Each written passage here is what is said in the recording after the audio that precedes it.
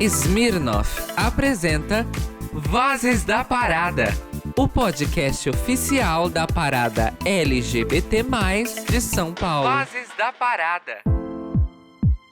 Oi, gente! Chegamos para mais um episódio do Vozes da Parada, o podcast oficial da parada LGBT+, de São Paulo. Eu sou Isaac Criscuolo e do meu lado tá Renato Viterbo. Oi, gente! No episódio de hoje, a gente vai conversar sobre a importância do ativismo LGBT e como mudou ao longo do tempo e, claro, como as redes sociais, transformaram o ativismo também. Para conversar com a gente aqui hoje, tá Dríade Aguiar, que é pansexual, faz parte da Mídia Ninja e do Planeta Foda. Oi! Com Salete Campari, que é drag queen e militante. Oi! E Matheus Vidal, que é ativista e idealizador do Projeto Todes. Olá! E aí, para começar, vamos jogar aqui para Salete. Salete, como começou a sua história com ativismo? Eu sei que você é uma das ativistas mais antigas, do movimento LGBT e que é uma ativista de verdade. E eu acho muito legal falar que você sempre expressa a sua verdade, e sempre de maneira muito clara, e tem pessoas que não estão acostumadas com isso, Então, vamos começar aí falando. É verdade, são 37 anos que eu trabalho na militância, porque eu acho que a arte de se montar já é uma militância. Quando eu comecei com a Miss Biá, que foi a pessoa que me lançou, que já havia de muito tempo antes, a gente falava, cada vez que a gente sai na rua com a peruca já é um ato de militância. E para mim, 83, 84 e 85 foi muito mais militar, porque era uma fase que o movimento LGBTQI+, que não era GLS na época, a gente estava com uma coisa muito chata, que era o tempo que todo mundo só se falava de HIV. E era um tempo terrorista. E a minha militância começou naquele tempo, que eu comecei a perder muitos amigos. Então, eu sempre falava que a arte gay é para ajudar o próximo. E naquele tempo, 1983, 1984, eu comecei a sair na rua, não de peruca de Merle, eu me vestia de freira e ia distribuir camisinha, porque eu sempre falei que a salvação era a camisinha para aquele tempo que a gente estava passando terrorista, uma fase negra que só por ser gay, só por ser trans, só por ser lésbica, você já era discriminada e fadada a ser discriminada, porque eles via a figura do LGBT naquele tempo como doente. Era a figura da bandeira, era da discriminação, do preconceito. Então, eu sempre falava para a Bia, o jeito que a gente tem de ajudar a nossa comunidade era incentivar a nossa comunidade, como eu faço até hoje, a usar camisinha. A camisinha era a salvação naquele momento, como até hoje é a salvação para essa doença, que existe até hoje, que a gente ainda não tem uma cura para ela. A gente, quem é portador, convive, mas sabe que quem pega vai continuar com ela, que não tem uma cura de verdade. Pode-se viver bem, graças a Deus, e não tem aquele preconceito que tinha naquele tempo. Mas eu sempre acreditei que a salvação estava na mão da militância. E eu ia para a rua, vestida de freira, dando a salvação para os meus amigos, que quem quer ser feliz, quem quer se amar, quem quer ter uma vida longa, use camisinha. A camisinha era a barreira que fazia com que as pessoas não se contaminassem tanto, porque naquele tempo não tinha todos os remédios que tem hoje. Então, naquele tempo, quem pegava 50%, 60% morria, porque não tinha. Então, só quem tinha muito Deus, quem tinha muita fé, que acreditava, e quem tinha dinheiro podia ter um tratamento melhor, que viajava, mas mesmo assim quase ninguém daquele tempo sobreviveu. Muito poucas pessoas sobreviviam. Então, a minha militância começou naquele tempo, trabalhando, indo para a rua, vestida, porque é um ato de militar, é de você poder estar mostrando para outras pessoas que você pode ir, pode andar em qualquer lugar, e pode ser respeitado e respeitando o próximo. Então, isso para mim sempre foi fundamental, porque quando eu comecei a trabalhar como não era drag queen também, era transformista ou caricata, porque tinha 3 tipos, tinha a bonita, que era as trans, as travesti bonita, tinha os atores transformistas, que era o que imitavam o personagem, e tinha as caricatas, que era a gente, que era a alegria, que era as drags de hoje. Só que tudo ficou muito moderno e tudo se mudou. Mas como eu venho lá daquele tempo atrás e espero ficar muito no futuro e por muito tempo, se mudou muito, porque hoje o jeito de militar é como a gente está fazendo assim, tendo um portal como esse para se expressar para milhões de pessoas. Antes era 1 a 1, importa, Sim. importa, e a gente recebendo pedrada de tudo que é lado. Hoje a gente recebe pedrada, mas também tem muita aceitação. Sim, é importante falar, né, que o movimento ele nasce GLT, né, que era gays, lésbicas e travestis, depois ele vai para GLS, que eram os simpatizantes, né, e aí depois ele vira GLBT, né, e aí depois ele vira LGBT, né, então você passou por todas essas Por fases, todas. né. E o mais interessante, eu estava até comentando agora há pouco, quando foi para mudar o L, eu fui aqui, nós fomos em 6 pessoas de São Paulo. Eu lembro como hoje, Cássio Rodrigues, Beto de Jesus, eu acho que Lázaro, eu e mais uma, para a gente estar nessa primeira conferência, onde mudava-se para dar visibilidade às lésbicas, para colocar o ela, que foi a primeira conferência que o Lula chamou, quando presidente no primeiro mandato, para trocar, porque as lésbicas não tinham tanta visibilidade. Como até Sim. hoje, no meio do movimento, as lésbicas não têm esse empoderamento tão grande. Por mais que exista hoje lésbicas maravilhosas, famosas, que podem, mas elas nunca estão no dia da parada das lésbicas. Desculpa se eu já estou falando demais. Elas não vão muito no dia. Elas só vão na parada LGBTQI, que contempla, porque tem a parada das trans, antes, tem a parada das lésbicas e tem a parada LGBTQI+, que une todas as letras. Ninguém fala muito das outras e, às vezes, as pessoas cobram muito também, mas no dia da sua não fazem. Sim, sim. É, e é importante também ressaltar, né, o que você colocou, a questão do movimento quando ele nasce, né, que nós tivemos aí 10 anos de apagamento no movimento por conta do HIV, né? Então, é histórias, né, que a gente, que é mais antigo, lembra de como aconteceram as coisas, né? Mas é isso. Como começou a sua história com o ativismo, Matheus? Nas redes sociais? Na realidade, minha história com o ativismo ela começou no momento que eu me identifiquei como um homem trans, né? Que foi em 2015. Na verdade, foi mais em 2017, foi quando eu de fato me assumi. Mas em 2015 eu entendi enquanto homem trans, eu descobri o que era uma pessoa trans, né? E aí eu percebi que eu era aquilo. E aí em 2017 eu me assumi. E a minha militância, ela veio muito porque teve uma época que eu fazia estágio numa empresa, e eu trabalhava muito com a área de diversidade dessa empresa. E nessa empresa, eles tinham uma consultoria de diversidade, e que o CEO era um homem trans, não binário. E a gente tinha muito contato com ele. E eu acabei aprendendo muita coisa com ele, né? Então, eu escutava muito ele, ele é um cara mais velho do que eu, né? Ele já tinha muito mais experiência, ele passou por muitas outras coisas. E eu nunca tinha tido uma referência, né? Enquanto uma pessoa trans, né? Então, ele foi muito uma referência para mim. E foi aí que começou o meu ativismo. Mas o meu ativismo, eu sempre falo, ele não é igual ao que ele era no começo. Ele tá sempre mudando, porque eu tô sempre evoluindo o meu pensamento e percebendo coisas dentro da comunidade. Então, por exemplo, eu acho que muitas vezes eu penso que nós, pessoas trans, tínhamos que até estar fora dessa sigla, entendeu?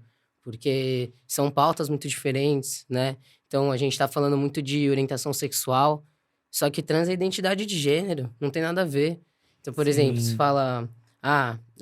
as pessoas gays, lésbicas, bissexuais eram considerados doentes, né? Acho que foi em 90 e pouco, né? Que deixou de ser considerado. Mas as pessoas trans eram consideradas doentes até 2018. Só em 2018 que isso mudou, né? Então, a gente tem muitas demandas diferentes, né? A gente tem uma expectativa de vida de 35 anos. A gente tem 90% das pessoas trans na prostituição. É uma realidade muito diferente, né? Então, eu acho que faz parte também desse movimento da parada, né? Desse momento, né? A gente refletir, porque o movimento, eu acho que é isso, é a evolução dele a todo momento, né? No começo era, sei lá, no começo, como você falou, GLT, depois GLS, Na verdade, ele Depois- até começa um pouco antes como movimento homossexual. como homossexual. É. E aí ele vai se evoluindo, porque a gente vai percebendo que as demandas, elas precisam ser atendidas aqui e ali, né? Então, assim como eu falo também das pessoas intersexo, né? Demandas completamente diferentes do que, diferentes. por exemplo, um homem cis gay. Assim, pô, não tem nada a ver, né? Então, eu acho que, às vezes, quando a gente junta muito, põe tudo dentro do mesmo saco, a gente invisibiliza algumas pessoas, certos segmentos. E aí, às vezes, eu tenho a impressão de que, para a manutenção dessa heterocisnormatividade, é muito importante que isso se mantenha, porque você continua no apagamento, entendeu? Então, beleza. A gente vai fazer política para LGBT. Ah, vamos abrir vaga para gay. Contrata 3 gays brancas, cis, pronto.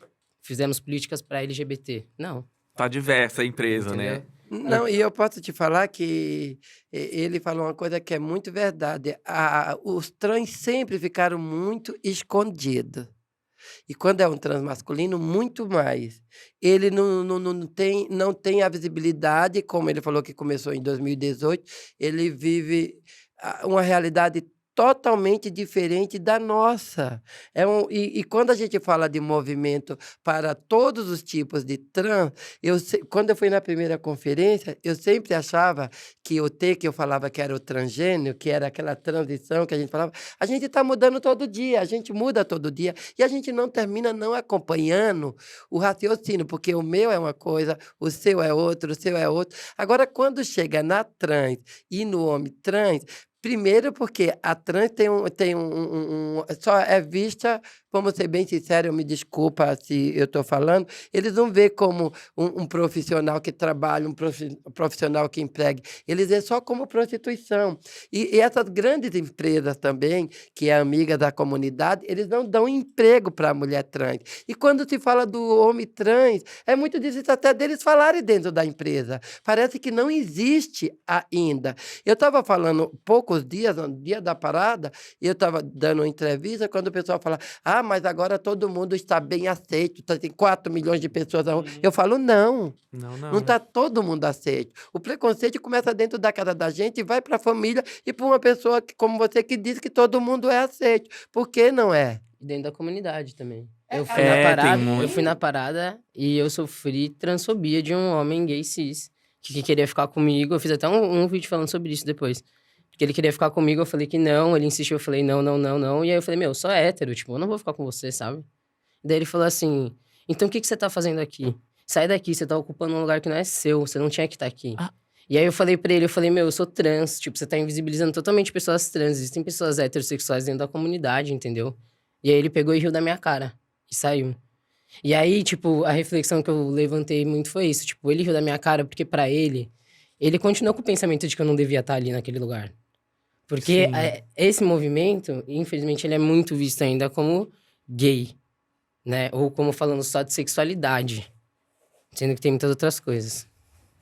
Perfeito. Dríade, como começou a sua história com o ativismo? Cara, eu acredito que começou quando eu nasci. Maravilhoso. Porque é isso, né? A gente tá falando... tô achando interessante essa movida, porque a forma que a gente tá falando aqui agora... Porque pra mim é muito especial ouvir pessoas como a Salete e aprender a cada vez que a gente ouve pessoas que... Os mais velhos, né? Da nossa ancestralidade, do nosso movimento. E pra mim é muito importante ouvir o Matheus. E eu fico pensando, assim, que o quanto que estar na militância, que foi o termo que a Salete usou, e no ativismo, que é o termo que a gente tá usando coletivamente agora... Não é uma opção, na verdade, na grande parte das vezes, né?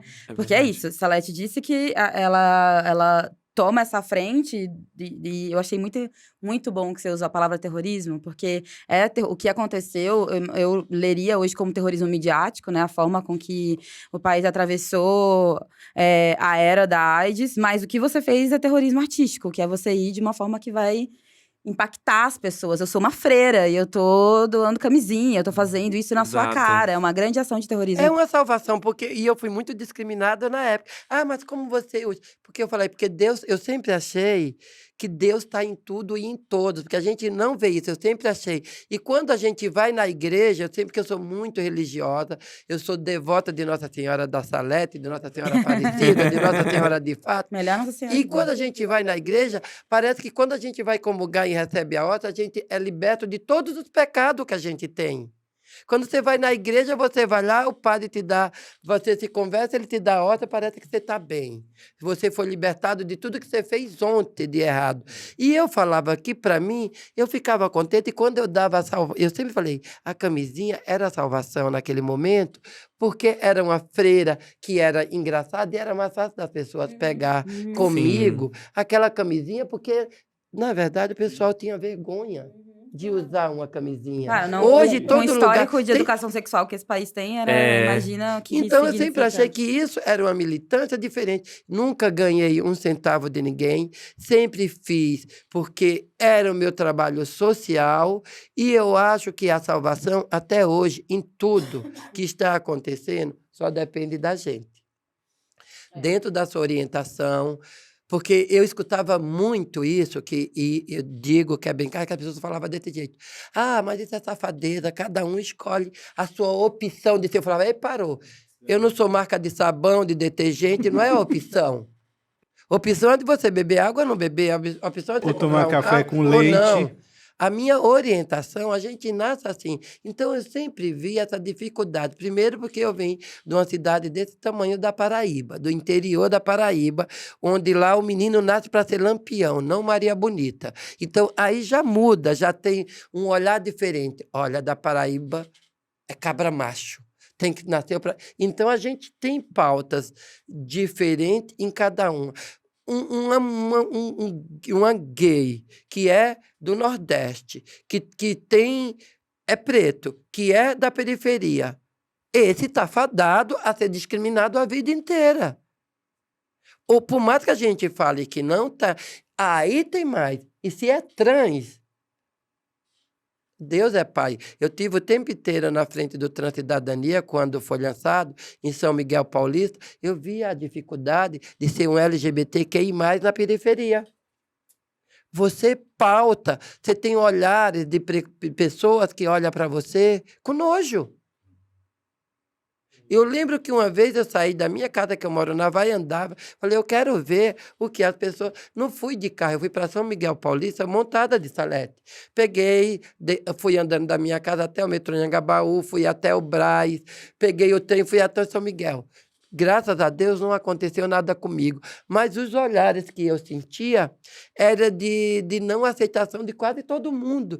Ou olhava de terror, ou olhava porque me conhecia, mas sempre tinha um olhar, e não aquele olhar maravilha. Olha que legal isso. Agora, se comigo, que às vezes as pessoas me veem conhecida, me veem, e eu passo por isso, imagina uma que não é, o tanto de discriminação e preconceito que tem hoje. Mas aí fala mais um pouquinho, Dríade, do seu ativismo, quando ele começa. Então, por que eu falo que ele começa quando eu nasci? Porque eu tive a sorte de estar numa família que é que vem da cultura, então vem de um lugar forte nesse sentido, mas mais que isso, eu escolhi uma outra família que foi morar em comunidade, estar em comunidade, que eu consegui assimilar quem eu era por etapas, porque é isso, né? A primeira coisa que as pessoas veem quando elas me enxergam é que eu sou uma pessoa negra. Então, não tem como eu passar por nenhuma outra etapa do meu ativismo sem pensar a partir desse lugar, desse locus. Eu venho de Cuiabá, que é a capital do Mato Grosso, ou seja, eu tô ali no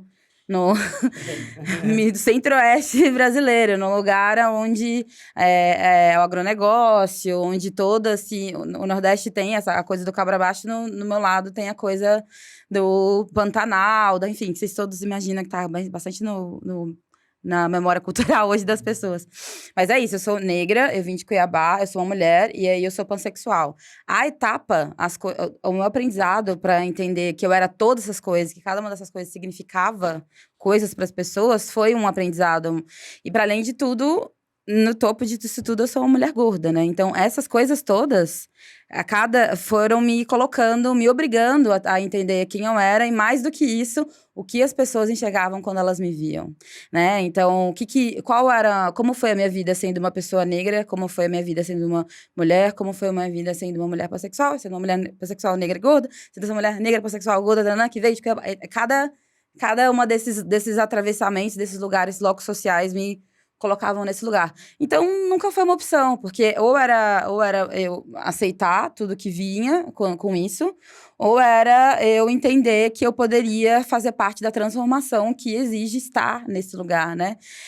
E aí, enfim, o lugar que eu me apaixonei para fazer isso, que eu acho que é o centro de toda a revolução, é a cultura e a comunicação. E é onde eu me encontrei. No meu caso, especificamente, eu sou mais comunicadora, né? A partir, então, da minha atuação do ativismo cultural em Cuiabá, a partir disso eu entro no Fora do Eixo, que é uma rede de cultural e ativismo cultural nacional, e a partir disso, da nossa junção e da nossa atuação lá, a gente funda a Mídia Ninja, que é como eu escolhi fazer a revolução que eu acho que o nosso país, a América Latina e o planeta inteiro precisa pra gente viver, de fato, em coletividade, né? Então, essa é a minha... Foi a partir daí, a partir da necessidade, a partir de saber que quando eu cresci, porque eu sou uma criança dos anos 90. E como criança dos anos 90, com 2 pais negros que trabalhavam com filha de mamãe e de um pai negro, que trabalhavam em 2 empregos para sustentar a nossa família de 3 filhos, agora 4, eu fui criada pela TV, era minha babá, né? Então, enquanto minha mãe é costureira, o meu pai era ator, então... Imaginam como que era a coisa, né? Então, eu passei muito tempo sendo educada pela TV. Essa foi a grande coisa. E aí, pela TV, sendo uma criancinha negra na minha cidade, o que eu aprendi é que eu tenho 3 realidades que pode acontecer comigo. Se eu tô assistindo uma novela de época, eu era escrava. E essa é a memória que eu tive. E é isso que eu aprendi sobre o meu passado. Que eu sou descendente de escravos. Essa é a coisa que eu... Então, quando eu reflito sobre o meu passado, essa é a primeira coisa que vem. Se eu tô assistindo o jornal, no caso, porque eu sou uma mulher, eu sou a mãe de quem é assassinado pela polícia. E as cenas de mães de quem é assassinado pela polícia são mulheres negras jogadas no chão chorando, aterrorizadas. E essa é a cena que se repete na polícia, no jornal, dia atrás de dia, atrás de dia, atrás de dia. Se eu tô na novela atual, eu sou empregada doméstica. Então, esses são os 3 papéis que me foram apresentados durante a minha infância. Essas são as minhas 3 possibilidades. Então, quando eu cresci com isso, eu entendi que eu precisava quebrar esse ciclo. Ao menos na comunicação. Eu queria contar histórias que possibilitassem as coisas. Porque o racismo, a LGBTfobia, o machismo, o classismo, todos esses tipos de impossibilitadores da nossa vida, uma das mais cruéis coisas que eles fazem é que ao apagar a nossa existência, eles apagam a nossa ideia de futuro. Que tipo de criança você cresce sendo quando você pensa que o seu único futuro possível é ser uma empregada doméstica? E nada de errado em ser uma empregada doméstica, muito pelo contrário. Porque são elas, inclusive, que sustentam esse país hoje em dia.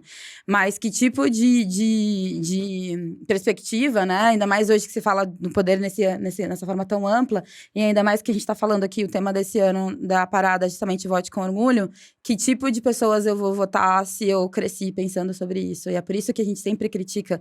Por que preto não vota em preto, mulher não vota em mulher, gay não vota em gay? Não vota porque a gente não aprendeu a fazer isso. Sim. Porque a campanha midiática foi o tempo inteiro em devolver e manter o poder em pessoas cis, héteros, brancas, mais velhas e mais ricas que você, que vão continuar te dominando e mantendo esse ciclo. Então, a minha proposta de ativismo é justamente criar espaços seguros pra gente construir novas histórias e contar.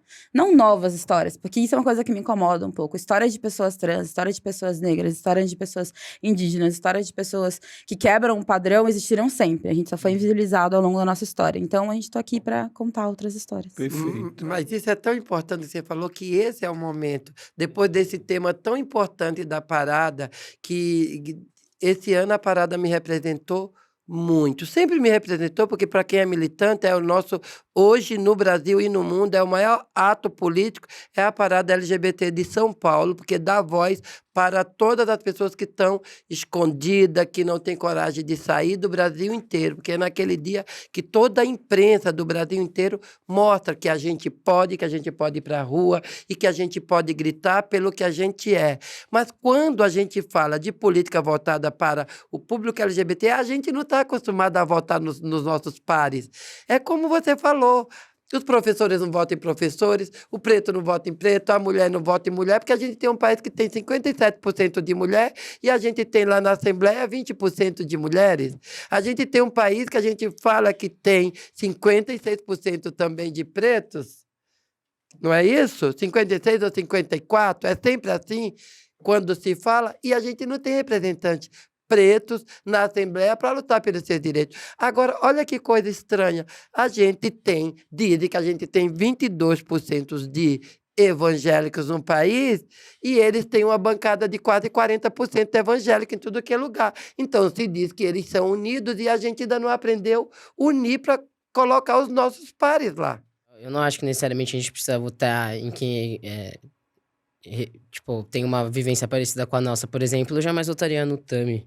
Ele é um homem trans, e daí, tipo, ele tem pensamentos completamente opostos a mim. Eu prefiro votar numa pessoa cis que represente os meus ideais do que numa pessoa trans que não represente os meus ideais.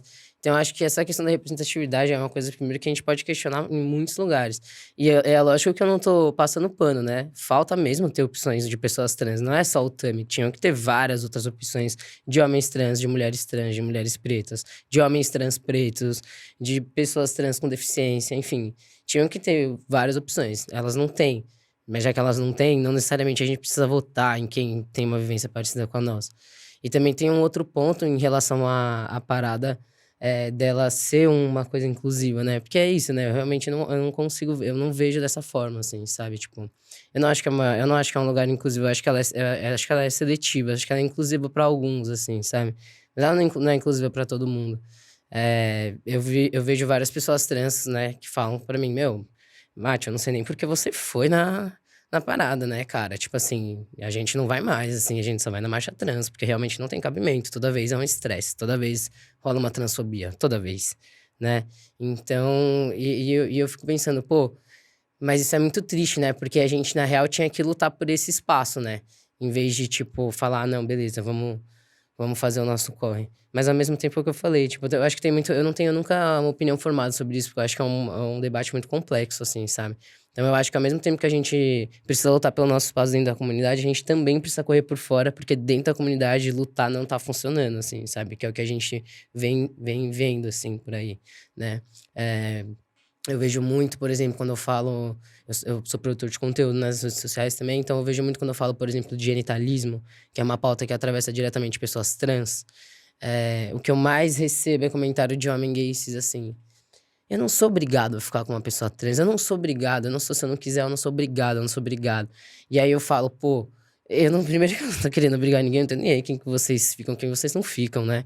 Mas o questionamento que eu tô querendo trazer é, tipo assim, por que vocês não conseguem enxergar essa questão do genitalismo como uma construção social? Porque, por exemplo, se alguém do seu lado fala assim, eu não fico com uma pessoa gorda, mas é meu gosto. Você não vai achar estranho? Você sabe que isso não é gosto. Se alguém falar, eu não fico com uma pessoa preta, isso não é gosto, isso é racismo, tá ligado? Então por que você não consegue olhar da mesma forma essa questão relacionada para pessoas trans, né? Porque o nosso debate tá muito, muito atrasado. Porque tem gente que nunca nem ouviu falar disso, assim. E aí, quando você fala a primeira vez, parece que você tá querendo obrigar alguma coisa, cara. Mas você não acha também, Matheus, e aí né, uma provocação para a gente pensar sobre isso, né? A questão das identidades trans, né, é algo muito recente, né? Muito recente, eu falo recente no sentido de, a gente, por exemplo, a parada, ela começou a discutir a lei de identidade de gênero a partir de 2016. E aí faz né, pegando um paralelo do que você falou no início da conversa, né? Que você começou a falar sobre isso a partir de 2016, né? 2017, ou seja, ali a partir daquele momento a gente abriu o diálogo, né, para falar de pessoas trans, porque até então era todo mundo no mesmo balaio, né? Sim. Mas também não sei, né? Pode ser que não tenha sido aí, mas, por exemplo, nós já tivemos na parada o o Alexandre Peixe, né, que era um homem trans, né, que foi presidente da Associação da Parada, né? Então, é como a gente enxergar de forma diferente, né, essas pessoas, de que forma que a gente agrega dentro do movimento, como a gente construir políticas, né, para a nossa comunidade, pensando de maneira que atendamos a todos, né? Quando a gente fala que eu não estou incluso e eu falo que também não vou, você está deixando um espaço para você não lutar pelo direito que De estar. te tá lá dentro. Mas tem formas e formas de Sim, lutar, né? lógico. A coisa pode ser um pouco mais ampla. Você luta pelo É que é teu uma direito, violência, cara. né? Eu sofri uma violência de ter ido, assim. Eu Tem. também não preciso ficar passando por isso. Tipo assim, toda vez que eu vou sofrer uma violência pra lutar pelo meu espaço. Eu sempre falo pra várias pessoas trans, eu vejo vários moleques trans assim, a gente tem que ocupar todos os lugares, a gente tem que ir pra todos os lugares. Eu falei, calma lá, cara. A gente não tem que ocupar todos os lugares. Não são todos os lugares que querem receber a gente. E assim, a nossa saúde mental, a nossa saúde física é em primeiro lugar, entendeu? Então assim, a gente não precisa ocupar tudo. Não é tudo. Tem lugar que eu não quero ocupar. Não quero mesmo. Sim, sabe? Então, eu acho que assim, eu vejo muito esse seu ponto, tipo, meu, tem que ir lá lutar, tem que ir lá, só que assim, quando a gente vai, toma na cabeça toda vez. Então, por exemplo, na Marcha Trans, foi uma coisa muito linda pra mim, assim, sabe? Porque eu senti, de fato, uma identificação. Lá na parada, eu vi uma outra pessoa trans, assim, mas tava todo mundo meio assim. As minas trans que eu conheço, quase nenhuma foi. Só uma, eu não fui. Ih, esse daí, ó, esse rolê não é meu. Não faço parte. E aí eu entendo o discurso delas, né? Tipo, às vezes eu penso, putz, talvez não faço parte, né? Talvez seja. Vamos pensar aí e tal, mas eu entendo. E eu nunca vou questionar, porque a vivência da mina lá, pô, é uma travesti preta de periferia, você vai questionar ela falando isso? Lógico que não. Olha quanta coisa que ela não passa, quanta invisibilidade que ela não passa, quanta violência que ela não sofre. Não tem nem como você questionar. É que nem muita mina trans, mina preta que fala, tipo, ah, não sou feminista. Eu me identifico com esse movimento. É muito doido. Então, isso. tipo assim, você vai questionar? Lógico que não. Ela tem o lugar dela ali de poder, né? Mas não vai questionar, mas você pode pedir também que nesse espaço tenha um respeito por você. Porque quando você com certeza. não questiona e você não aparece, você vai estar sempre do mesmo jeito, no sentido de não ocupar o espaço que é seu por direito. Por isso que eu sempre briguei. Porque ninguém é obrigado a me aceitar em lugar nenhum. Mas ele tem o dever de me respeitar. Sim.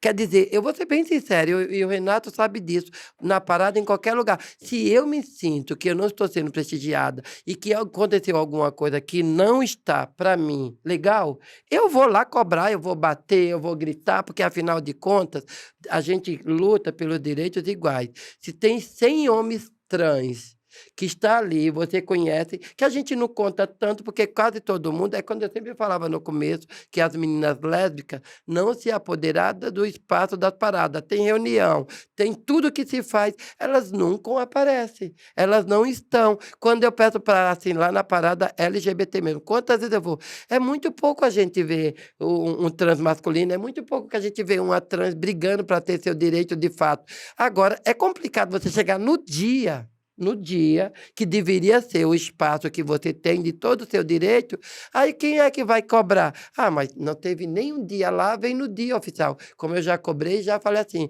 eu não me sinto representado quando eu vejo uma pessoa que saiu do armário com 70 anos, lógico, você pode sair do armário a hora que você quiser e como você quiser, porque a tua vida só depende de você mesmo. Mas tem gente que ficou a vida inteira no anonimato, escondido, aí se assume do nada, pá, hoje eu me assumi, eu sou famoso, hoje eu posso, aí todo mundo endeusa. E aqueles que se mataram a vida inteira correndo atrás de alguma coisa, eu não sei se vocês entendem, Renato, o que eu quero tô dizer. entendendo. Eu entendo. Porque essa assim, parte. eu tive não vou citar nome, um artista aí que com 72 anos saiu do armário, outro com 69 anos saiu do armário, outro com 57 anos saiu do armário. Aí toda a comunidade gay, mas era famoso, quer dizer... E aqueles que saíram com 14 anos, fora de casa, que apanharam, que não tem o mesmo valor de ser esse respeito, de ser empoderado, de colocado no mastro principal, mas isso é uma coisa que a nossa própria comunidade não parou para se pensar. Será que tem mais valor aquela pessoa que é famosa, que tem dinheiro, que tem um nome, que se assume, que ficou dentro do armário até 70 anos, porque não queria se queimar na empresa que você trabalha, não podia perder o seu patrocinador, ou porque ia ter crítica, aí de repente assume. Ai, você viu quem saiu? Para a nossa comunidade é importante. Eu não acho que seja tão importante para a minha comunidade. Importante para a minha comunidade é uma Brenda Lee que ganhou tudo, trabalhou e colocou todo o seu dinheiro para ajudar todas as trans. É aquele outro que veio, que está fazendo a militância na periferia e que nunca teve dinheiro e que nunca foi famoso e nunca teve os loiros. O importante para mim é você que lá na Midanija, que faz com 15, 16, com 17, que sofreu, que apanhou, e de repente você chega no dia principal, que é o nosso meio. Não estou falando que a parada faça isso, mas o público em geral endeusa aquele artista que saiu do armário. E aquele como você que está aqui, que está lutando 4, 5, 6 anos, tendo uma dificuldade para colocar o seu blog, para falar da sua história, para falar dos seus... das suas aceitações que não tem. E ninguém te valoriza.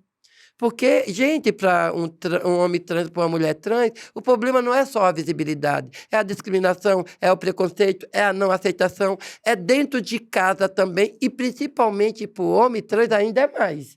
Porque o homem trans começou agora, de 10, 15 anos para trás, que eles começaram a ter uma visibilidade maior. Isso eu estou dizendo assim, porque você conta nos dedos. E quando tem um homem trans que se destaca, não se destaca colocando em todo o seu patamar de destaque os seus iguais, os seus pares. Porque não consegue, mal Entendeu? consegue espaço para ele. Entendeu? Não consegue. Outros. Aí eu acho que nessa hora é que a gente tem que repensar, nesse momento, o que cada um de nós busca para um futuro melhor para os que vêm depois. Porque hoje a gente já está, eu já vou fazer 60, o Renato tem 50 e pouco, você tem 30, ela tem Eu 20 tenho e pouco. 20.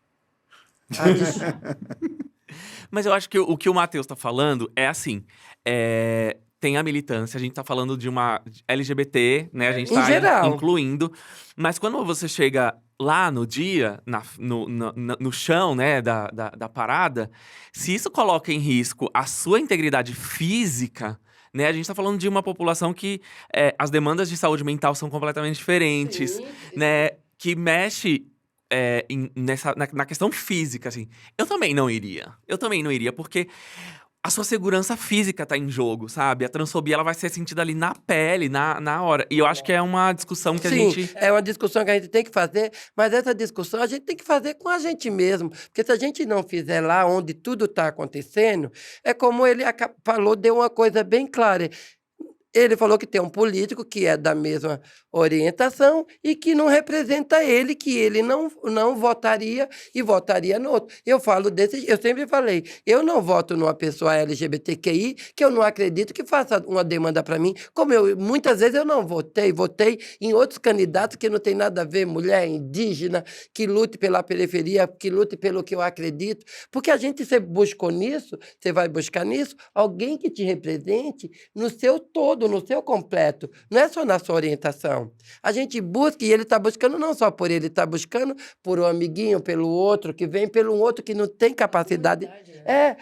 Porque nem todos têm o potencial que ela tem, que veio de Cuiabá, de uma família que entendeu que ela precisava passar. Porque não é toda família que acredita que a gente está passando e vai dizer. Eu digo por mim. A minha família, quando eu descobri que eu era muito pintosinha, que eu sempre fui pintosinha, que era uma gayzinha, o olhar é outro. E o preconceito começa dentro da casa da gente. Só que a gente fica mais aterrorizado quando a gente vê um da nossa mesma letra da gente, de uma das nossas siglas, que seja preconceituoso. Mas aí eu acho que você chegou num ponto interessante, porque você e o Matheus estão falando de uma coisa muito importante, que é como a gente vive em um espaço de ativismos, né? E não como se existisse uma linha específica de atuação e só ela fosse a única possível dentro da nossa... Primeiro, porque não somos todos iguais, em todas as nossas escalas possíveis, né? Nossas diferenças. Né? Inclusive, salve as diferenças. É elas que fazem da gente foda, né? Ela que faz a gente interessante, não uma massinha andando por aí homogênea. E eu acho que o que é importante é a gente saludar todos esses tipos de ativismo, né? Em todos os sentidos. Se a gente for fazer um recorte da perspectiva negra, por exemplo, existe tanto as meninas pretas que não acreditam no feminismo, porque o feminismo sempre serviu à mulher universal, que é a mulher branca, magra, europeia. Branca. E assim que ele é importado, em teoria, para o Brasil, né? Apesar de que a grande base de teoria de feminismo no Brasil é negra, eu insisto que as pessoas estudem sobre isso. Então, existe tanto essa mulher negra da periferia que não acredita no feminismo da forma que ele foi ensinado mainstream. A gente tem tanto homens negros que não acreditam na política, porque os políticos nunca serviram aos interesses negros desse país. E existe gente que fala, não, então é o contrário. Então, vamos criar o feminismo negro. Então, vamos fazer... vamos ter candidatos negros. Então, vamos... E as duas linhas, para mim, são... fantásticas, porque primeiro que pessoas negras são diversas e nem todo mundo quer estar na política e nem todo mundo quer ficar alheio à política. É legítimo, então a gente precisa, né? é super legítimo. É E a gente legítimo. precisa justamente dessa gama. Se a gente tá falando o tempo inteiro de diversidade, acho que a gente tem que respeitar todas as formas diversas de se fazer isso aí. ativismo. Então eu acho ótimo pessoas que falam, não, então eu vou colocar o meu corpo na reta e eu vou ser candidato. Porque, né, também não é simples. Quando você é uma mulher, ou quando você é uma pessoa trans, ou quando você é mesmo um homem negro, cis, hétero, dentro da política, você tá colocando o seu corpo na reta de assassinato. E a gente tem passei por provas isso. claras. Não, Só um minutinho, Salete, a gente tem provas claras sobre isso. Mas, ao mesmo tempo, eu acho tão sensacional quando você resolve criar um quilombo. Eu vou viver alheio à sociedade, porque a sociedade branca não me serve. O sistema financeiro não me serve, o sistema político não me serve, isso aqui não me serve, isso é feito para branco viver, então brancos que vivam com isso. Eu vou criar o meu espaço de saúde mental, integridade física, com a minha cultura, porque também significa a gente se dobrar a cultura do outro, né, do branco. Eu como na hora que o branco quer, eu faço o que o branco quer, eu trabalho do jeito que o branco quer, eu tô vivendo toda essa cultura imposta por pessoas que não são como eu, né? Então, eu acredito que a vivência do quilombo, por exemplo, também é muito importante, porque ela tá criando um espaço especial. É claro que talvez a gente precise talvez não, é claro que a gente precisa pensar em políticas de massa, porque a gente tem um país com 56% de pessoas negras, nem todas elas estão em Colombo, muitas elas estão alocadas em centros urbanos e outras estão alocadas em centros rurais. A gente precisa de políticas para todas essas pessoas, e por isso é importante que pessoas negras se candidatem, inclusive votem em pessoas negras. Então, mas o que eu acho que é importante a gente lembrar é que ativismos são plurais e que eles todos precisam ser entendidos, porque não só de ordem política, mas o ativismo cultural é diferente do ativismo LGBT e muitas das vezes eles se encontram. O ativismo ambiental é diferente de tudo isso. O ativismo que pensa gênero é diferente de tudo isso. O ativismo que pensa corporalidade é diferente de tudo isso. E eu acho que o movimento LGBTQIAP+, se valeria muito disso ao entender essas intersecções e como elas são colocadas. Porque, por exemplo, já que a gente está no tema de não ir à parada, eu especificamente não iria à parada porque eu acho ela pouco inclusiva para pessoas de baixa mobilidade. Eu não me sinto... Pra ir pra parada, eu tenho que ir pra um lugar e ficar parada. Literalmente, o tempo inteiro. Pra conseguir ver tudo. E ainda assim, pra chegar lá é uma coisa, pra sair de lá é outra, etc. E é claro que eu tô me colocando numa posição de ir num espaço de 4 milhões de pessoas. Então, eu já sei da dificuldade que é estar nesse espaço. Mas podiam ter. E eu não tô falando da responsabilidade da parada em si. Eu tô falando da responsabilidade da prefeitura. Tô falando da responsabilidade das lojas em torno também não terem isso pra me oferecer. Falando, é um sistema anti-PCD, né, no caso. Então, cada um tem uma vivência. Eu tenho um amigo que entrou em choque, ficou 10 minutos em choque, parado no mesmo lugar e foi embora. Não conseguiu se mover ali dentro. Ele entrou em pânico com o tanto gente que tinha ali, que é uma coisa de ordem de saúde mental, uma outra história, uma outra coisa. Então, acho que é isso. Acho que mas, ao mesmo tempo, não dá para ignorar a importância que a parada tem como um ponto político dessa questão. E é isso que é a grande coisa para mim. Eu fico muito... não é chateada a palavra, mas eu acho muito bizarro quando o próprio movimento LGBT tenta descolar a parada e outras grandes ações de rua como não políticas. Porque simplesmente não faz sentido na minha cabeça. Porque mesmo se a gente fosse falar da grande pauta atual, que é o antibolsonarismo, etc., etc., nesse lugar, não existiu outro espaço mais anti isso do que foi a parada LGBT. E não só porque se a gente só fosse, já ia ser isso, porque o meu corpo é tudo que essa pessoa não gosta. Então, só a minha por existência já é ser anti isso. Mas, para além disso, se você passasse por todos os trios, qualquer puxada que você desse num fora ali, pegava. Então, para além, independente da minha politização, da minha visão política sobre a parada, ela era isso. As pessoas que estavam ali, elas estavam politizadas para esse caminho.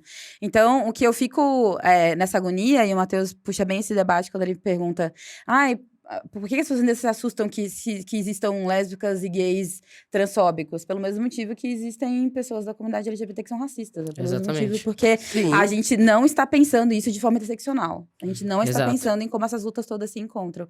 E talvez as soluções seja tirar...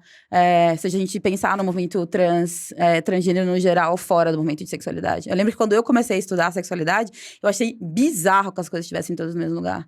Falei, gente, mas política de gênero é extremamente diferente de política de sexualidade. Como é que... Era uma coisa... Não existe... E é claro que eu tô aqui também debatendo a importância de ter movimento antirracista dentro do movimento LGBT. Não tô falando que essas lutas não andam de mão dadas. Tanto que isso é importante muito lembrar, todo o movimento LGBT do Brasil só é possível porque a base desse movimento foi trans e negro. E feminista.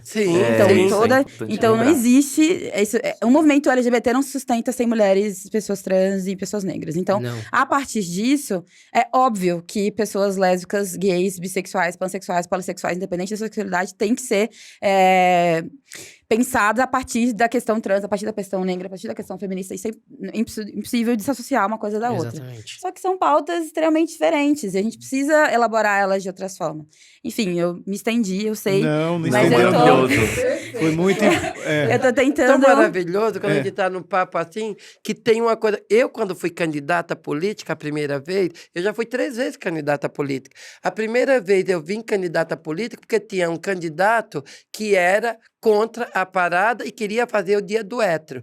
Eu era uma petista e saí do PT para ir para o PDT, para ter que olhar a cara do Carlos Apolinário toda vez que ele fosse falar do que ele pensava e eu me pôr bem bonita, bem maravilhosa, dizendo o quanto de trans era assassinada, quais eram as dificuldades que a gente tinha. Então, isso é militância. Militância é você ocupar espaço que todo mundo te condena. E eu entrei num espaço que era um político que já era eleito, era evangélico e que era contra a parada gay. Então, a minha figura era a alma da militância que eu queria. E tanto é que eu fui para lá para o PDT, e dentro do PDT eu fiz o primeiro movimento LGBT dentro do PDT.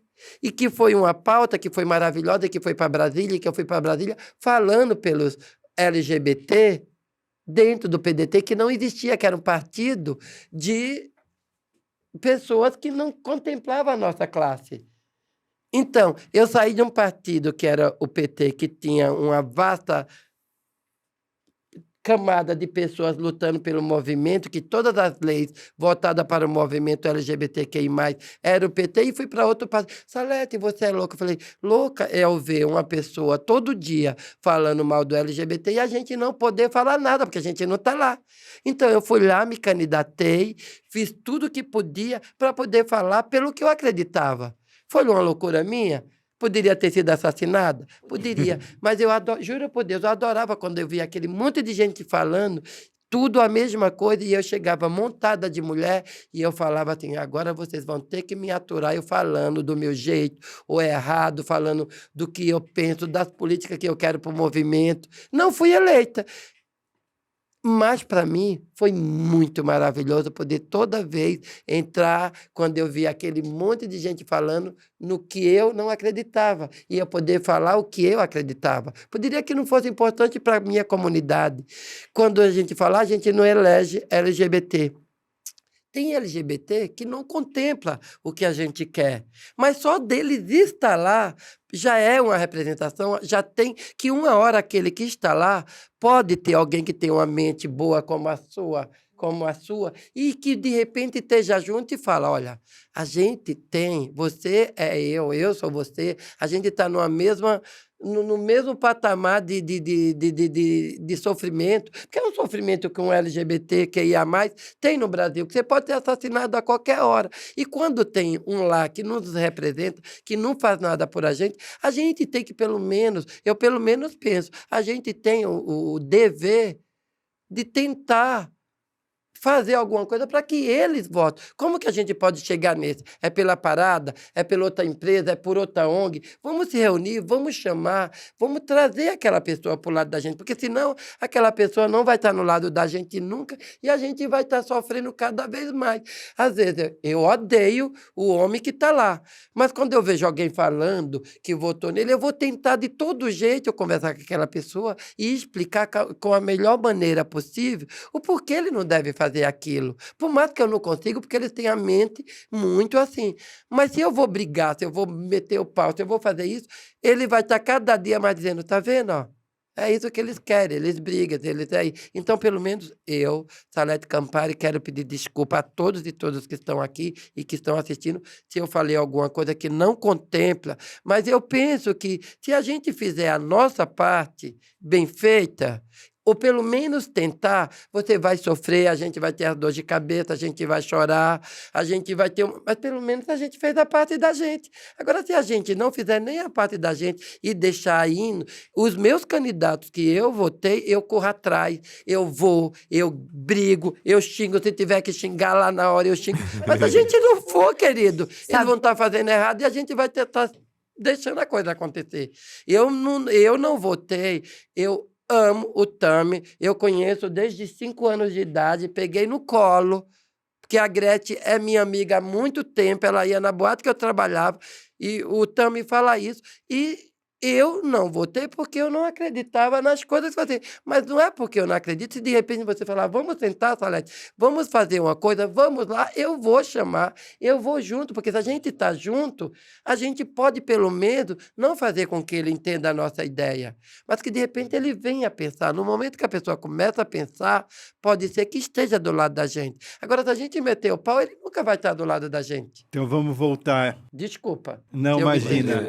Acho que a Deirdre quer falar algo. Não. Eu só ia falar que eu acho que é muito doido como a LGBTfobia, o racismo, o machismo, enfim, tudo isso foi feito de uma forma tão bem feita, é tão crime perfeito, que quem propõe a solução é justamente quem está do lado que está sendo afetado.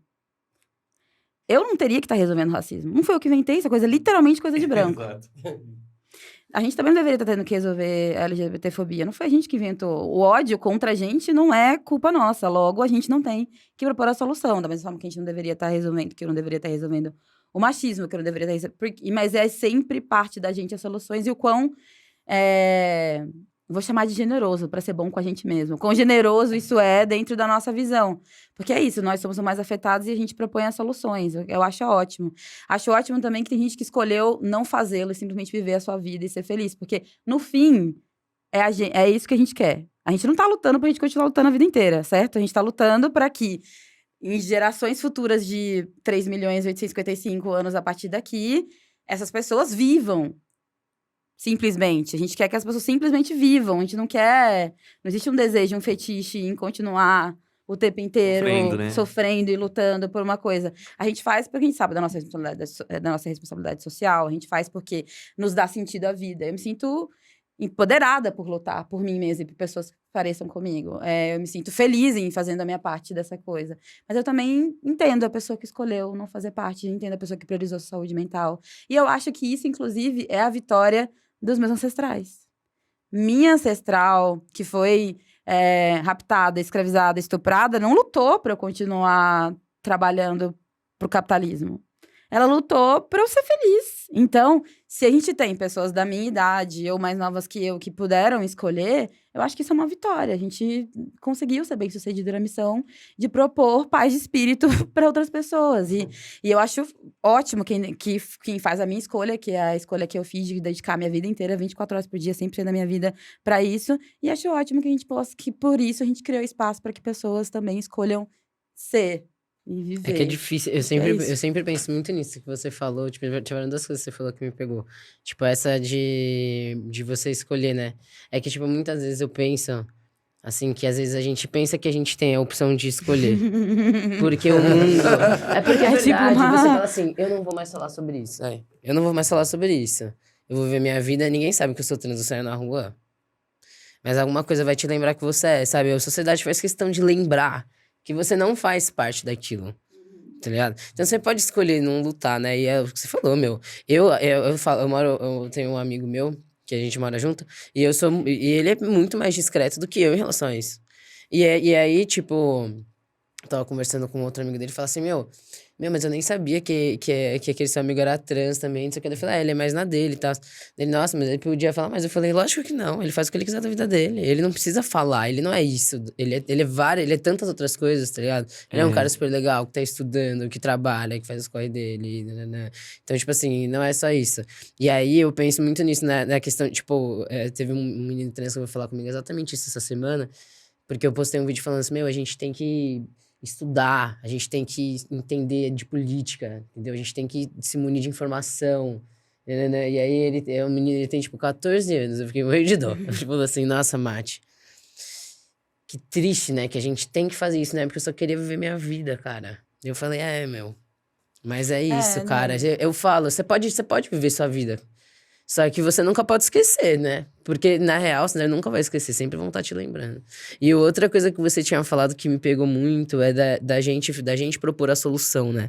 E aí, quando vem deles propor a solução, soa como um favor. Os caras sempre falam assim, a gente precisa dar oportunidade pra pessoa trans, precisa dar oportunidade pra pessoa preta. Eu falo, vocês não tem que dar nada, vocês têm que devolver tudo que vocês raparam, entendeu? Vocês têm que pegar e devolver, né? Porque o dar... Eu falo, as palavras, elas têm muita Não tem força. muita força. Você fala dá, parece que tá fazendo um favor. Como se não fosse sua obrigação.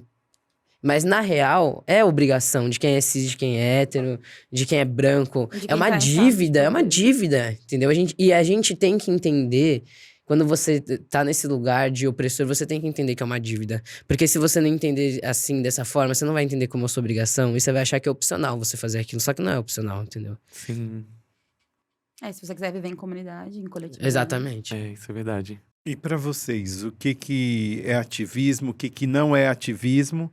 E as redes sociais, elas, na opinião de vocês, elas têm contribuído com isso, com esse ativismo? De que forma que vocês enxergam isso?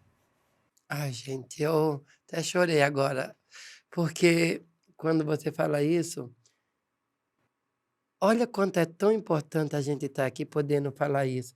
Mas quanto de nós não pode falar isso aqui, de se defender? Eu tive tantos amigos que foi assassinado.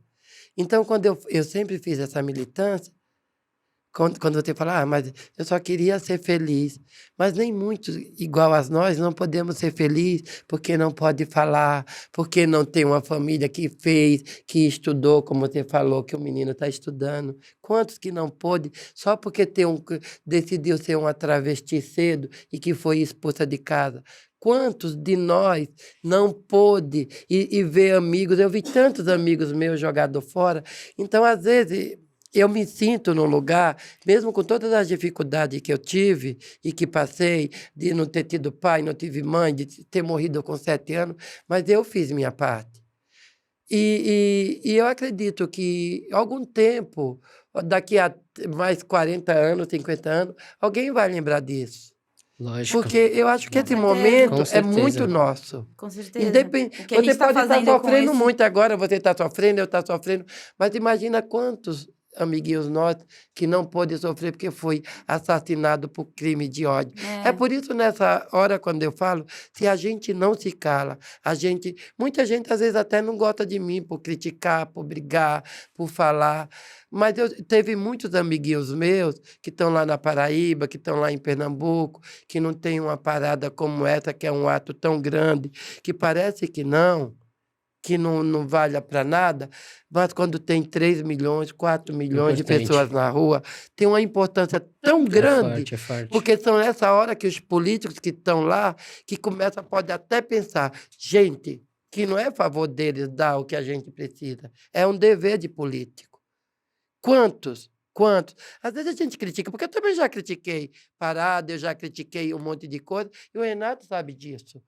Mas eu vejo esse ato, o único ato político de verdade, com visibilidade. Porque tem milhões de pessoas. Qual é o ato que tem 4 milhões de pessoas numa rua pedindo fora um homem, pedindo por temas maravilhosos? Eu nunca deixei assim ninguém criticar a parada, porque eu faço parte, eu tô lá desde a primeira. Eu posso ir lá e criticar, mas eu não quero que ninguém critique. A gente sabe que a gente é desse jeito, às vezes. A gente vai lá, bate pé, grita, mete o pé na porta, mas eu acredito que só assim a gente começa a ter uma visibilidade. Eu me formei, sou professor de matemática, trabalhei na Caixa Econômica Federal, fui coordenador de política pública, sou, acho que, a única drag do mundo a estar imortalizada no Museu do MASP para a vida inteira. Eu lancei perfume, eu lancei livro, mas nada disso seria importante se eu não colocasse meu trio na parada para dizer assim, olha, eu sou da Paraíba, eu venci, eu não fui assassinada, minha família que não gostava de mim tem que me aceitar, porque as pessoas não precisam. Mas quando eu falo aceitar, é que tenha que me respeitar. Quando eu vou para a parada que eu coloco assim minha roupa, aí eu vou assim, tem briga, tem assalto, mas qualquer evento vai ter isso. Mas quando eu vou com o meu rosto lá, que eu vejo as pessoas ou batendo palma, ou outro xingando, ou falando qualquer coisa, eu falo, eu estou aqui, eu vou fazer 60 anos, eu venci. Agora, e a Laura Vermont, que foi assassinada com 20? Mas quem assassinou ela foi preso. Porque a gente começou a correr atrás de direito, porque depois de uma parada, eu estava na primeira parada, na primeira conferência LGBTQI+, há 27 anos atrás, para ter a primeira parada. A gente saiu, eu, Miss Biá, na calçadão do Rio de Janeiro. E olha que a Miss Biá morreu com 82 anos. Aí quando eu vejo, quando ela morreu, e tinha muito dinheiro que chegou na hora, cadê os amigos? Eu corri para a parada para me ajudar. Eu corri para Eternamente Sou, porque é muito fácil ser um LGBT bonitinho, que estudou, que... Eu digo LGBTQI+, onde inclui todas as letras. E, de repente, estudou e pode ser politizado. E aqueles que não pôde, que não teve condição de estudar, que é assassinado. Então, por isso que eu acredito que todas essas ONGs, todas essas paradas no Brasil inteiro, que seja criticado, que seja isso... Mas naquele dia, todo mundo que vai lá vai com uma coisa. Ou eu vou para me divertir, ou eu vou para estar acima do trio, eu vou para me sentir pleno, porque ali todo mundo é igual eu. Pelo menos a gente acredita. Pode ser até que não seja, que tenha um preconceito outro, que tenha um racista, que tenha. Mas quando a gente vê na mídia, maior parada LGBT do mundo é de São Paulo. Eu acho que naquele momento a nossa política foi feita. Porque de uma hora os políticos vão estar pensando, a gente tem que fazer alguma coisa. Pode ser que não faça, que muitos não fazem. Você sabe disso. Você acabou de citar que tem muito que não representa a gente.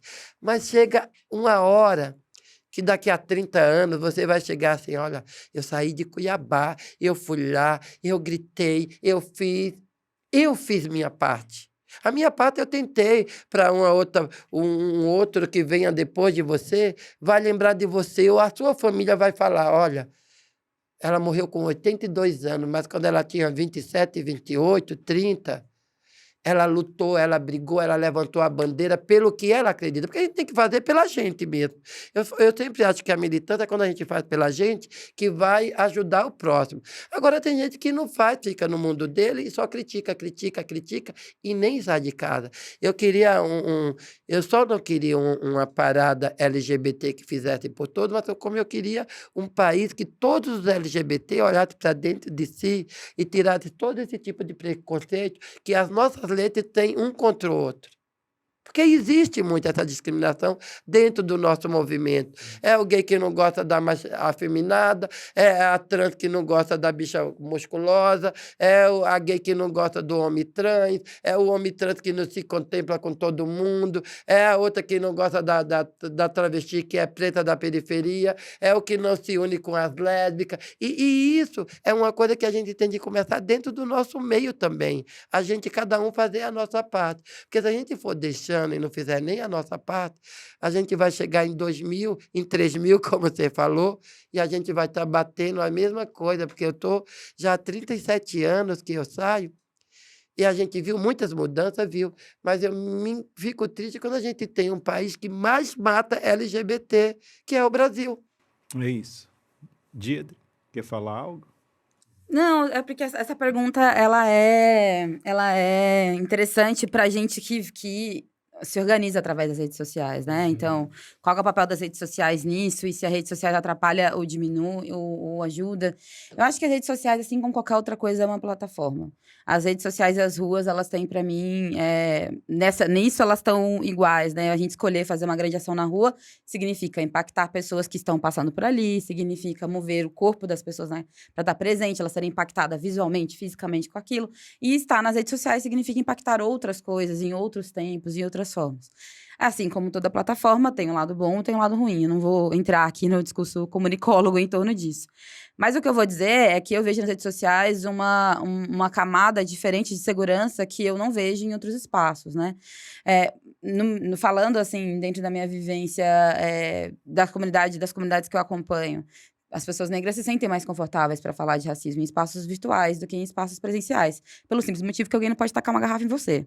Começa por aí. Então, esse espaço existe. E eu conheço pessoas que só são assumidas virtualmente porque elas não se sentem seguras para fazer isso no espaço da casa delas ou no espaço do trabalho, enfim. Que elas têm essa outra vida virtual que eu acho super errado a gente, até hoje, tentar dividir vida virtual de vida offline. Não é como se você transformasse a sua vida dentro daquele espaço. Talvez você seja mais livre lá, talvez você possa falar de assuntos que outras pessoas não se sintam tão confortáveis. Talvez, é claro, existem espaços ali. Da mesma forma que a internet potencializa tudo de ruim que existe nesse espaço, né? Então, o discurso de ódio, ele ganha outras proporções, o cancelamento ganha outras proporções, esse espaço, tudo esse espaço ganha as proporções massivas que a internet tem, né? Quando a gente fala de 4 milhões de pessoas na parada, eu acho forte, porque a gente vê, não, esse aqui é o mínimo de pessoas que está do nosso lado, né? São essas 4 milhões de pessoas. E aí, quando você vai para um espaço que tem 100 milhões de seguidores? Essas 100 milhões de pessoas estão lá. Sim. Então, se você fala alguma coisa que essas 100 milhões de pessoas não gostam, então você tem 100 milhões de pessoas contra você. E isso é aterrorizante, isso é, assim, um pesadelo, né? E é claro que para produtores de conteúdos, ou para políticos, ou para pessoas que dependem desse espaço, essa vida tem que ter sempre calculada, né? Então, eu acho que a internet é boa e é ruim. Eu acho que ela aproxima coisas, eu acho que ela... por exemplo, no meu caso... O meu estudo de pansexualidade foi feito online, porque eu consegui... Aí faz parte do meu privilégio. Eu consegui ler os artigos e entender os artigos. Eu consegui falar com outras pessoas pansexuais no país. Eu consegui, enfim... Aí eu consegui entender a minha sexualidade, por exemplo, através do espaço digital. Porque eu não tinha esse acesso na minha comunidade presencial. Então, eu acho que ela tá nesse lugar de bom e ruim. E eu acho que quanto mais a gente entender ela como ferramenta para potencializar as ações que a gente já faz... melhor. O que talvez eu queria adicionar nesse debate é a gente entender que rede social é um nome da metodologia de juntar pessoas. Então, isso aqui é uma rede social. Agora, nesse exato momento, somos a rede social do podcast, porque estamos no episódio tal, porque somos as pessoas que estão aqui. Então, tudo é rede social. É claro, esse nome acabou caindo para esse espaço digital, porque é a coisa do momento. Mas, enfim, acho que é importante a gente entender que essas coisas todas se refletem, né? Sendo uma pessoa negra, a maior questão que a gente fala sobre isso, a antítese do movimento digital, é quando é que isso vai realmente estar numa linguagem e realmente vai dar acesso a pessoas que não têm acesso à internet. Que essa é a minha preocupação, né? Quando é que o discurso feminista vai subir o morro? Quando é que não sei o quê, quando é que essas coisas todas vão estar desconectadas? Quando é que realmente a política pública vai alcançar o espaço rural e a gente vai ter esse debate alcançando lá? Que eu acho que também é uma faca de dois legumes, porque é tanto ignorar o conhecimento sendo criado nesses espaços, né? Eu acho, por exemplo, que uma das coisas mais revolucionárias que estão se pensando sobre o feminismo hoje vem do espaço rural. Mulheres que estão em espaços rurais, elas têm que criar metodologias de sobrevivência o tempo inteiro. Iguais a gente está aqui, a gente ouve, a gente fala, etc., porque a gente está em espaço urbano. Mas o que é... Uma das coisas mais bonitas que eu vi que o movimento feminista está fazendo no Brasil é a Marcha das Margaridas, que é um grande evento de mulheres rurais que ocupa Brasília. E é uma marcha lindíssima, maravilhosa. E são mulheres campesinas, negras, mulheres racializadas nesse espaço ocupando Brasília. E é uma marcha que tem pouca visibilidade, a não ser quando ela está de fato acontecendo, ela tem pouca visibilidade nacional, por exemplo. Então, eu acho que é isso. Acho que existe que a grande crítica que a gente pode fazer, talvez, é a falta de uma elaboração de uma política pública para um acesso direto a ela. Quando a gente fala... Os números do Brasil, eles são muito diferentes, né? Quando você fala no recorte da juventude, 86% da nossa população tem acesso à internet. Se você vai para todas as idades, cai para 50 e tantos. Então, é isso. Então, a gente está pensando assim, então... Aí a gente cria esses personagens folclóricos, né? A gente tem tanto criador de conteúdo que é super tech-savvy, que tá ali, que essa é a vida dele, quanto o tiozão do Zap, que tem um outro lugar, quanto a pessoa que se nega, não, eu não vou ter internet, eu não quero isso aqui, não é pra minha vida, que é um estilo de vida. E essas pessoas todas são válidas, né? Então, acho que o que a gente precisa pensar um pouco é usar essa ferramenta ao nosso favor e saber o jogo que a gente tá jogando ali. As redes sociais não são boazinhas, elas estão usando nossos dados e vendendo eles o tempo inteiro para grandes empresas. E a gente escolheu, a gente assinou o termo de uso e falou, quero sim, me vende. A gente falou isso quando a gente assinou o termo de uso de qualquer plataforma que a gente usa. Então, é importante estar nesse lugar ciente disso, mas é importante saber que também é uma praça e que se a gente quer ocupar a Paulista, a gente também tem que saber ocupar essa praça. Então, enfim, é isso. Acho que eu não respondi a pergunta. Mas era... Respondeu sim. E você, Matt? Então, eu acho que é muito leviano jogar bom ou ruim, né, pra algumas coisas. Eu concordo 100% com o que ela falou, é uma plataforma. E a gente tem que entender como usar e usar com responsabilidade, né? Eu acho que, tipo assim, eu vendo, assim, na minha experiência, assim, na minha vivência, assim, o que me deixa mal é ver, por exemplo, vários comentários que eu recebo, tipo, de pessoas sendo muito transfóbicas, tipo, já recebi ameaça de estupro e de morte, assim. Aí eu respondi e falei que eu ia denunciar a pessoa. Aí o cara falou, desculpa, eu nem sabia que você ia ver essa mensagem, não sei o quê. Daí eu falei assim, Oi? Sim, sabe? Tipo assim, até falar palavrão, mas assim, pô, sabe? Tipo assim, as pessoas perdem realmente a noção, assim, sabe? Elas realmente criam uma... É isso que você falou, a vida é real, a vida virtual é a mesma coisa, mas as pessoas acham que não. Então você pode falar o que você quiser naquele espaço. Pô, tem uma pessoa se expondo ali, se a pessoa gravou um vídeo e postou, então você pode falar o que você quiser pra aquela pessoa. Independente se é crime ou não, porque isso é crime. Então, é mais do que, tipo, um comentário transfóbico, assim, é crime, né? Ameaça de estupro e morte é crime. Então, assim... o que eu sinto que... Porque eu acho que esse negócio das redes sociais, assim, é uma coisa, uma avalanche muito rápida, assim, sabe? Uma coisa muito rápida. Tipo, a gente não... Sabe, a galera, assim, o que tá acontecendo? O que tá acontecendo? Nada, um monte de informação, um monte de informação, um monte de informação. E aí, a gente agora precisa lidar com isso. E precisa aprender a lidar com isso rápido. Porque, enfim, já decidiu eleições, né? E... vai seguir definindo, né? Então, a gente tem que realmente aprender a lidar com isso, né? Eu acho que é uma coisa a ser domada, assim, sabe?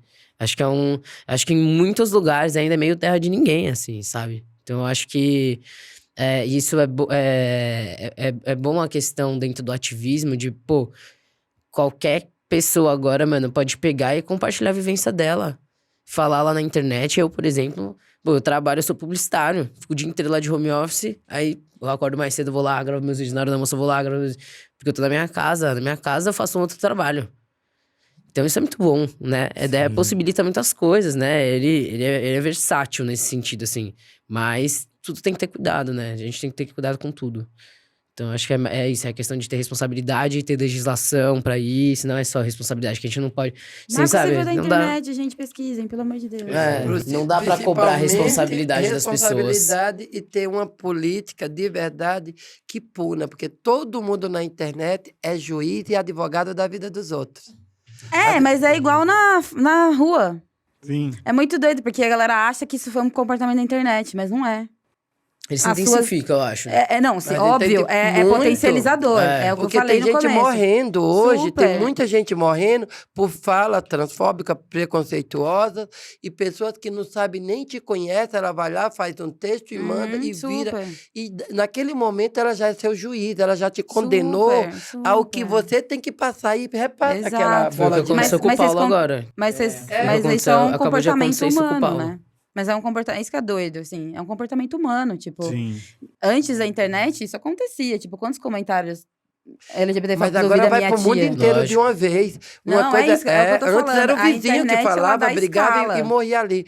Hoje, quando você coloca um Google ali, vamos dizer na sua mídia que tem milhões e milhões de acessos, se você fez uma coisa errada que fale dele ou de mim, milhões de pessoas que te amam te acabam num minuto. Super, super. Então, assim, é o ali já comportamento tem de milhões. manada. Super. Tem muito É juízo a aqui escala domina. daquilo. É só pra gente não esquecer que atrás do computador tem uma pessoa. Sim. É tipo, não é um Tem um robô. ser humano, Não né, foi gente? um robô que inventou esse comportamento. A Sim. gente, é óbvio que a ferramenta da internet, das redes sociais, ela potencializa uma manada, ela potencializa vários complexos que a gente tem, mas alguém teve essa ideia, Sim, né? Alguém total. que existe de carne e de osso atrás de uma tela. Sim, verdade. Chegou a hora de mais um brinde. Esse brinde é feito com o Smirnoff Caipirosca. Smirnoff é a vodka número 1 no mundo que celebra as misturas e a diversidade. É para todas as pessoas. Lembrando que é preciso beber com moderação e não pode compartilhar com menores de 18 anos, viu? E a nossa conquista de hoje, Isaac, vai para os Estados Unidos, que lançam um passaporte com opção de gênero neutro. Cidadãos americanos agora podem marcar X no campo gênero em passaporte e outros documentos, evitando assim discriminação. A opção entrou em vigor a partir do dia 11 de abril e estará disponível para todos os documentos já no ano que vem. A escolha dos gêneros masculino e feminino já era permitida sem a necessidade de um laudo médico, mas agora engloba mais pessoas da nossa comunidade. Esse é um grande avanço para pessoas transgênero, não binárias e não conformistas, e a gente espera que isso seja adotado por vários países a partir de agora. É isso. Gente, pra gente encerrar esse assunto, o episódio, na verdade, né? Que esse assunto nunca vai se encerrar. Eu acho que é muito rico esse Mas episódio. a gente quer que encerre. Chega uma hora que a gente volta aqui, gente, que legal, tudo tá lindo, tudo tá maravilhoso. Pode ser que seja daqui a 3 mil e a gente não... Mas tudo tem um fim, um dia. minha reencarnação. Pelo menos quando a gente foi 3.500, embora, quando cada um de nós foi embora, terminou, encerrou, né? Pelo menos pra gente, né? Pra gente, né? Vocês querem deixar um recado, redes sociais, projetos? Vamos lá, quero convidar todo mundo, meia-noite, Corujão da Salete Campari. Você está em casa, não tem o que fazer, não vai sair, não tem um namorado, fica comigo. Da meia-noite às 2 da manhã, Corujão da Salete. Falamos coisas boas, brigamos, discutimos, eu dou voadora. E é isso. Qual que é seu arroba? Arroba tudo. Arroba Salete Campari. Tudo junto, tá? Juntinho. Tudo junto. Dried. Bom, gente, acompanha a Mídia Ninja. Então, a gente faz toda essa cobertura e fala sobre tudo isso, mas hoje, mais que isso, eu quero que vocês sigam @Planeta Foda, que é o nosso espaço onde a gente debate especificamente toda a luta da nossa comunidade, mas mais que isso, que é apresentar novas histórias, outras histórias e outros futuros possíveis pra gente, que a gente não é só dor e sofrimento, a nossa vida é extremamente potente, então acompanhem o Planeta Foda. Boa. Matheus. Bom, o meu Instagram é @MateVidalRosa e eu queria, primeiro agradecer, né? Todo mundo aqui, acho que foi muito legal, o nosso debate foi muito construtivo, eu gostei muito de ter conhecido todo mundo aqui. E queria desejar muita força aí pra galera trans aí, que vocês vão precisar. E lembrar os pansexuais que a gente existe, tá? É verdade. E, gente, eu quero agradecer muito a presença de vocês aqui. Acho que esse episódio é um recorte de como que é a diversidade da nossa comunidade. Por isso, eu acho que o nome desse episódio é Ativismos LGBT, né? Eu acho que a ideia era essa, de mostrar visões diferentes e complementares. E eu acho que esse episódio tá muito rico nesse sentido. Que a gente coloca em pauta muitas discussões que elas continuam aí na vida real, né? Nas redes sociais, mas que as pessoas possam entender que é isso, que a gente é diferente, que a gente pensa diferente e que a gente precisa continuar pensando diferente e dialogando. Total. É isso. E sigam as redes sociais da Parada, @ParadaSP, Instagram, YouTube, Facebook e Twitter. Agradecer a todos vocês que estiveram aqui com a gente, a Díadre, o Matheus, a Salete, né, dizer que foi muito rico, né? E quando eu vejo jovens como vocês empoderados com o poder da palavra, né, isso enriquece muito, porque a gente sabe que o futuro é isso, é pessoas conscientes e responsáveis, né? Então, eu me senti muito bem representado aqui por vocês dois, né? Vocês três, né? E é isso, agradecer demais a presença e vamos pro próximo, né? Obrigado.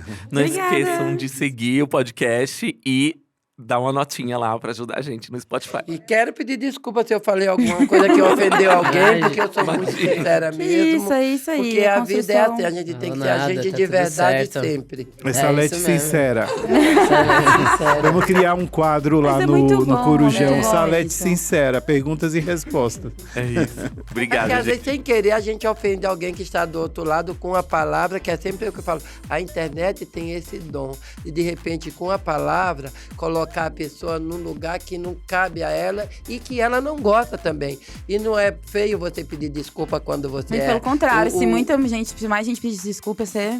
porque às vezes a gente fala alguma coisa que de repente não pegou pra você, não pegou pra ela, mas ele odiou. Aham. Então a gente tem que, de verdade, eu sempre peço desculpa, porque de repente, se alguém fala alguma coisa que eu não gosto, eu já dou uma voadora. Então aqui a pessoa não tem como fazer isso, né? Tem a mesa, né? Tem a mesa. É isso. É isso, gente. Até a próxima semana. Vozes da Parada, o podcast oficial da parada LGBT+, de São Paulo. Um oferecimento Smirnoff, a vodka número 1 do mundo. Aprecie com moderação e não compartilhe com menores de 18 anos.